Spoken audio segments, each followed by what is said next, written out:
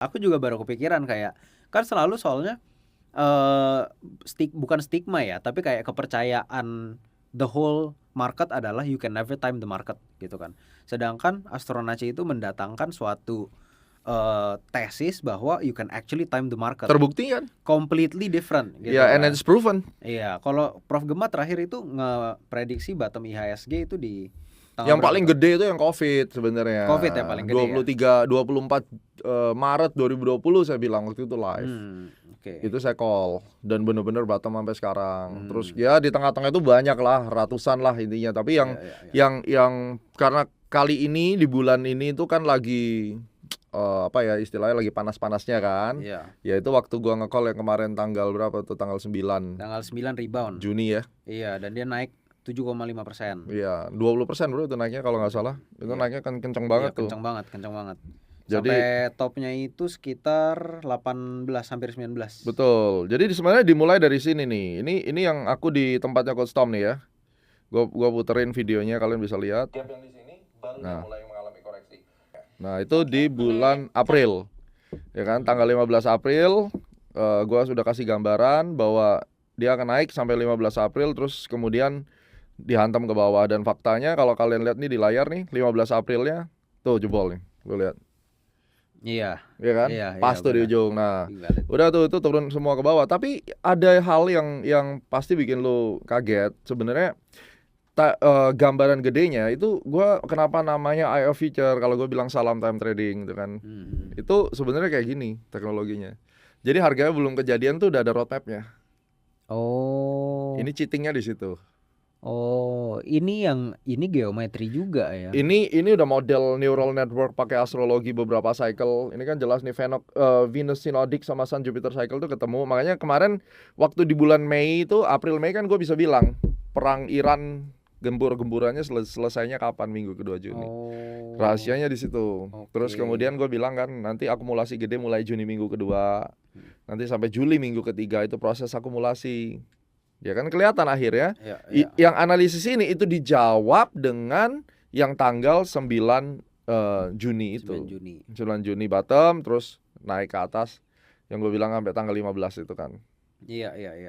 Dan sekarang aku juga jadi penasaran banget, Prof. Kalau kita kan di setiap bursa itu kan ada time zone sendiri kan. Iya. Dan jadi kalau misalnya kita menggunakan time analysis kayak gini, apakah tetap berlaku di time zone lain, misalnya kayak di London atau di mana gitu? Jadi gimana tuh? Smart. Yang pertama adalah tergantung marketnya. Kalau kita misalnya menggunakan financial astrology, kita itu kan nanti full moon duluan baru Amerika kan, ibaratnya kan gitu. Iya. Ya tergantung bursanya di mana. Kalau bursa Indonesia pakai tanggal Indonesia. Kalau kita pakai nganalisis gold, bursanya di UK ya pakai GMT kan.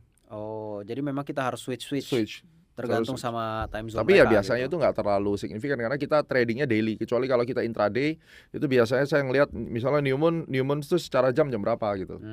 Iya. Keren sih Prof. Aku yang bikin, sejujurnya aku juga dari awal aku mulai trading, which is baru seriusnya itu di 2022 lah. Aku tuh lumayan skeptical sama astrologi karena aku nggak menemukan why-nya, logika di baliknya tuh apa? Kenapa bisa kalau bulannya di sini, starsnya lagi bagaimana? Kenapa itu bisa mempengaruhi market? Gue coba kasih lo gambaran yang paling simpel ya. Ada 3 pendekatan. Yang pertama gini, market itu bisa naik turun karena apa? Supply and demand. Oke, very good. Supply and demand, orang bisa memilih side. Gua hari ini milih side supply, gua hari ini milih side demand. Itu karena apa? Karena berbagai hal sih. Satu core, human psychology, perception, mood, optimism dan pessimism. Kalau orang itu lagi pesimis, most likely dia buy atau sell. Ya, kalau lagi optimis, buy. Ya kan? Itu dulu core-nya. Ya, market is moving driven by human psychology, yang mana dia akan meng-create supply and demand. Nah, sekarang kita lihat, kalau seandainya kita kumpulin 10.000 wanita di satu bursa, tanggal 15 September misalnya, random aja. Itu adalah momen di mana tanggal 13 sampai tanggal 17 itu range-nya, mediannya di 15, tanggal 13 sampai 17 itu semua partisipan cewek-cewek itu lagi menstruasi, PMS semua. Terus kita dapat time band-nya di situ. Suruh mereka trading, ya kan? Counterpartnya adalah laki-laki, sekitar 3.000-4.000 orang. Gitu ya. Yang laki-laki ini habis dapat bonus. Ada yang baru dapat pacar baru, ada yang dapat mobil baru. Dilawan di situ, thread. Kira-kira apa yang terjadi? Ya yang cowok udah pasti hajar-hajar terus, yang cewek-cewek pada enggak, malas. Berarti saya harus menemukan timing PMS-nya tuh tanggal berapa untuk mendeteksi kemungkinan besar behavior dari pelaku pasar yang ini adalah pesimis atau stres atau panic, ya kan? Itu analogi satu. Yang kedua, kalau seandainya kita ngomong commodity stocks, CPO, cycle-nya tuh kira-kira kalau bulan 1 sampai bulan 12, random aja, salah nggak apa-apa ya, tebak aja. CPO itu kira-kira mulai naik, idealnya kalau rule of thumb di market itu di quarter berapa? Quarter pas panen ya, kapan ya? Mungkin quarter 3, nggak tahu sih aku. Oke. CPO biasanya mulai naik itu bareng sama coal gitu ya. Itu biasanya kalau musim dingin mulai datang. Which is kuartal 3, kuartal 4. Kenapa? Karena dia adalah substitutnya oil. Misalnya gitu. Berarti kan kita tahu itu ada tanggal range di situ. Terus kita juga bisa bilang kalau lagi musim panas, terus kemudian tanaman banyak yang mati, harganya naik atau turun? Kalau tanamannya gagal panennya karena terlalu panas dan seterusnya. Turun. Yakin turun ya? Yakin? Why turun? Apa nih? Harga apa nih? Komoditinya misalnya. Kalau gagal panen, naik karena supply-nya nggak ada. Exactly. Berarti siapa sih yang nentuin musim? Tuhan. No. Musim itu ditentukan oleh siapa? Musim ditentukan oleh siapa? Siapa lagi kalau bukan Tuhan? Matahari. Kita cuma ada 2 musim di sini, misalnya kan, karena kita di ekuator. Kita ngomongin di Indonesia, Iya kan? Tapi di Amerika ada 4 musim. Di selatan juga ada 4 musim. Betul. Matahari kan yang menentukan musim, iklim itu kan matahari nih. Pelajaran basic lah ibaratnya. Berarti ada musim semi, musim panas, musim autumn sama winter. Ini akan merubah perdagangan komoditi misalnya atau apapun yang terkait dengan musim kan. Setuju dong? Yang tadi analoginya. Nah, penentu musimnya siapa? Matahari. So, matahari fungsinya apa? The key time factor. Itu salah satu pendekatan, ya. Yang ketiga, ini yang agak PR dikit. Mood itu ditentukan oleh otak kiri atau kanan? Mood, feeling, kayaknya otak kiri. Kanan. Logic itu selalu di kiri.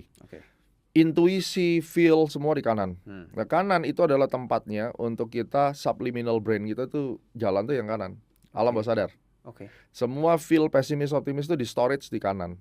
Nah, pernah nggak ngetes tes gelombang otak pernah? Nggak pernah. Nah, itu boleh tuh dicoba ya kan.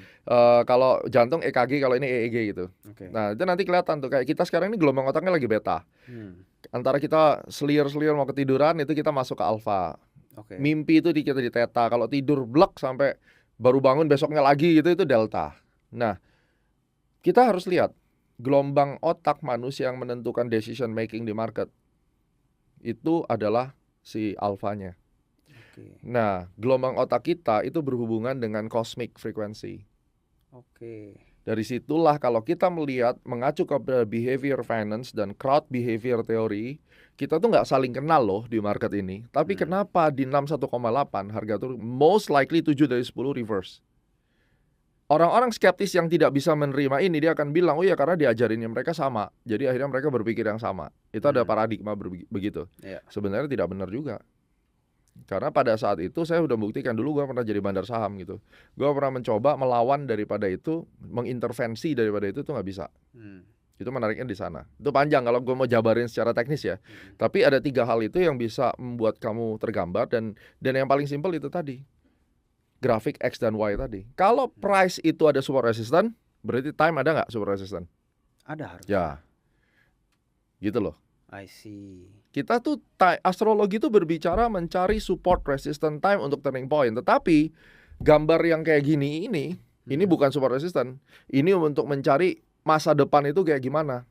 Jadi misalnya kalau gua kasih lihat ini gambarnya. Ya, udah nyampe di support sini harusnya naik. Itu didukung dari gambar ini. Dia akan turun ke bawah dulu lalu naik ya kan? Kan kelihatan nih. Ini kan belum kejadian ini. Iya. Nah, endingnya seperti ini. Dari mana gue tahu ini naik? Nggak bakal tahu. Itu hanya bisa dijawab dengan astrologi cycle yang dimasukin ke model. Akhirnya dia kasih lihat probability dari 2 cycle tuh votingnya ke atas. Paham. Jadi yang ini bukan untuk menjawab tanggal berapa turning. Itu 2 hal yang berbeda. Jadi astrologi itu macam-macam, ada 4. 1 untuk lihat turning point. Yang kedua untuk lihat forecasting ke depan kayak gimana. Yang ketiga untuk lihat volatility. Yang keempat untuk lihat karakter. Ini akan banyak false break, gak tipu-tipuan atau enggak. Tapi 2 ini yang paling utama. Mercury retrograde itu bicara yang di sini. Dia bukan fungsinya untuk turning point market. Jadi dia untuk lihat kayak selama Mercury retrograde, komoditi apa yang akan kedampak bullish atau bearish. Berapa persen statistiknya. Kalau di atas 70%, masukin chi-square-nya, p-value-nya 0,05 atau ke bawah, gitu bisa pakai. Karena signifikan, misalnya gitu. Kelihatannya sih ribet, tapi aslinya enggak sih. Sebenarnya lu cuma perlu tahu siklus apa yang secara berulang bisa dipakai. Secara gampangnya gini, setiap jam 5 sore lu lihat ada cewek cantik di pengkolan sana. 5 kali, 6 kali, ya jam 5 kurang 15, jam 5 lihat 15. Berarti lu punya window time, mau lihat cewek cantik lu tungguin di situ jam berapa kan itu. Ya itu konsepnya. Tapi kan tidak selalu dia ada di situ. Kadang dia sakit. Tapi probability-nya gede. Nah, kadang dia sakit, kadang dia telat, kadang dia nggak masuk kerja. Itulah kadang nggak terjadi. Jadi makanya gue bilang selama dia 7 dari 10 kejadian gue bisa pakai itu. Paham.